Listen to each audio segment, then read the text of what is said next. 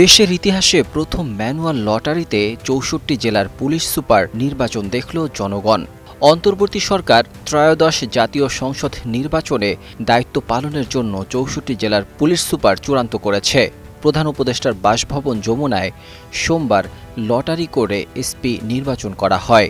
শীঘ্রই পর্যায়ক্রমে তাদের পদায়ন করা হবে বলে স্বরাষ্ট্র মন্ত্রণালয় ও পুলিশ সদর দফতরের ঊর্ধ্বতন কর্মকর্তারা জানিয়েছেন। জানা গেছে, লটারির সময় উপস্থিত ছিলেন ভারপ্রাপ্ত আইজিপি ও ঢাকা মহানগর পুলিশ কমিশনার শেখ মোহাম্মদ সাজ্জাদ আলী।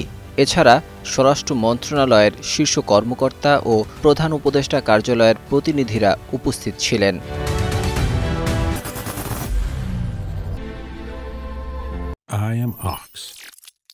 ঢাকা মহানগর পুলিশ কমিশনার শেখ মোহাম্মদ সাজ্জাদ আলী জানান, সুষ্ঠু নির্বাচন নিশ্চিত করতে প্রতিটি জেলায় নিরপেক্ষ কর্মকর্তা নিয়োগই সরকারের লক্ষ্য। পদায়ন নিয়ে যাতে কোনো প্রশ্ন না ওঠে সে কারণে উচ্চ পর্যায়ের সিদ্ধান্ত অনুযায়ী স্বচ্ছ লটারির মাধ্যমে এসপি নির্বাচন করা হয়েছে। দ্রুত তাদের পদায়ন প্রক্রিয়া শুরু হবে।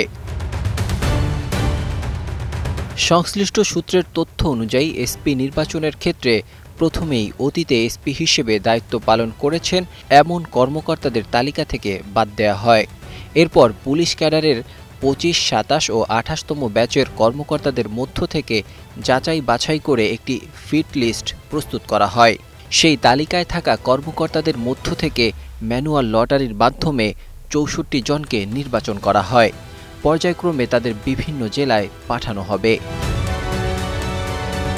স্বরাষ্ট্র মন্ত্রণালয় ও পুলিশ সদর দফতরের সূত্র জানায়, জাতীয় সংসদ নির্বাচন সামনে রেখে ফেব্রুয়ারির প্রথমার্ধেই মাঠ পর্যায়ে কর্মকর্তাদের বদলি পদায়নের উদ্যোগ নেওয়া হয়েছে।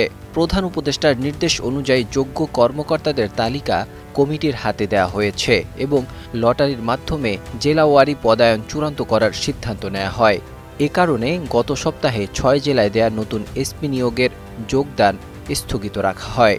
তাদের ক্ষেত্রেও লটারির সিদ্ধান্ত কার্যকর হবে।